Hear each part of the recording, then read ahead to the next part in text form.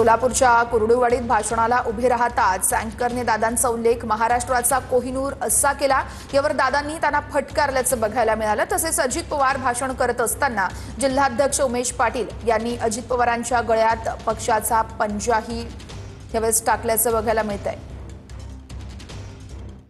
महाराष्ट्राच्या राजकारणातील कोहिनूर असे महाराष्ट्राचे उपमुख्यमंत्री तथा अर्थमंत्री माननीय नामदार अजितदादा पवार यांचं आगमन व्यासपीठावरती होत आहे। आपण हार मारण्याची माणसं कुठला कोहिनूर काढलाय तांबरे बाबा राष्ट्रवादीचंच आहे काही याला अशी मग बोललं की टीव्हीला दाखवतात दादाने याचा अपमान केला। कारण माझं मला कळतं 35 वर्ष घासून घासून इथं आलं तेव्हापासून आता कुठे काही डिस्टर्ब करू नका। आपल्या सर्वांचे मधून आहे सांगलीच्या जतमध्ये भाजपचे नगराध्यक्ष पदाचे उमेदवार डॉक्टर रवींद्र आरळे यांच्या सभेच्या वेळेस मुख्यमंत्री फडणवीसांनी फोनद्वारे जनतेला संबोधित केलं।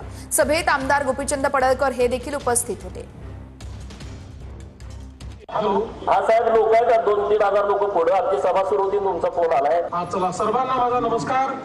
आपल्याला कल्पना आहे की नगरपालिकेच्या निवडणुकीमध्ये डॉक्टर आरळे हे आपले भारतीय जनता पक्षाचे उमेदवार आहेत। डॉक्टर आरळेंनी आपल्या जतमध्ये गेले अनेक वर्ष रुग्णसेवा केली आहे आणि सर्वांशी अतिशय जवळचे संबंध असलेले एक स्वच्छ प्रतिमा असलेले शिकले सवरलेले असे डॉक्टर आरळेजी हे जर आपले आमदार गोपीचंदजी यांच्यासोबत नगराध्यक्ष म्हणून त्या ठिकाणी डबल इंजिनचं काम आपण सगळ्यांनी मिळून केलं तर निश्चितपणे खूप चांगलं काम तिकडे होऊ शकेल आणि मी देखील पूर्ण मदत करून आपल्या शहराला चांगलं करण्याकरता जे जे काही लागेल ते निश्चितपणे करेल हा आपल्याला विश्वास देतो।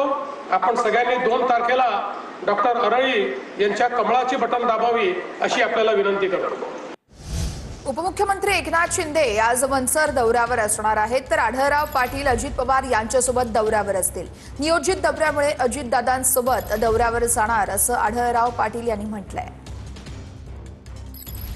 आज माझाच दौरा मोठा लांबचा दौरा आहे। मी अजितदादांबरोबर शिरूर नंतर जुन्नर नंतर अहिल्यानगरमध्ये कोपरगाव या ठिकाणी त्यांच्यावर जाणार असल्यामुळं मला वेळ मिळणार नाही। परंतु आणि निवडणुकीच्या पार्श्वभूमीवर असं एकमेकाला भेटणं मला संयुक्तिक वाटत नाही, पण एरवी त्यांची माझी गाठीभेटी होतच राहते। खरं तर तुमची शिंदे गटामध्ये पुन्हा जाण्याची इच्छा आहे का? शिंदे गटामध्ये जाण्याची पुन्हा इच्छा आहे? आज हे चिन्ह बघितलं, हे सगळं बघितलं तर याच्यावर तुम्ही विचार करू शकता। बीडमध्ये माहिती अधिकारांतर्गत माहिती मागणाऱ्या तरुणाला मारहाण झाल्याचा प्रकार घडलाय। उपसरपंचाच्या पतीकडून तरुणाला मारहाण झाल्याचा आरोपही केला जातोय। वडगाव पोलिसात या प्रकरणी गुन्हाही दाखल झालेला आहे।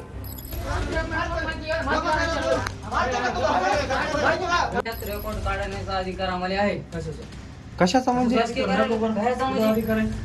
दाखविल्यास कोर्टाच्या ऑर्डर आहेत ना, प्रत्येक वेळेस नाही आम्ही सारखंच येतो, पण आम्हाला माहिती देणं झाल्यात म्हणून नाहीला जास्त आम्हाला काढावं लागायला। पाहिजे आम्हाला। तुम्ही